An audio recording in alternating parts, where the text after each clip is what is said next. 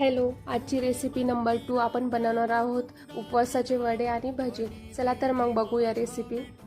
सर्वात आधी आपण इथे साबुदाणे चांगले भाजून घ्यायचे, त्यामध्ये थोडी वरई टाकायची। तुम्ही तुमच्या आवडीनुसार आणि गरजेनुसार क्वांटिटी घेऊ शकता। हे छान भाजून झाल्यावर त्यामध्ये जिरे घालून मिक्सरमध्ये बारीक करून घ्या। त्यानंतर शेंगदाणे भाजून त्याचं कूट करून घ्या।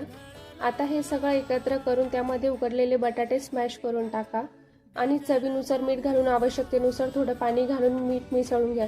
वडे तळण्याआधी मी फिक्या मिरच्या तळून घेतल्या आहेत, ते वड्यासोबत त्या खूप छान लागतात।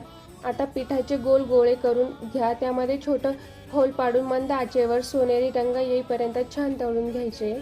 उरलेल्या पिठाचे छोटे भजेही करून घेतले।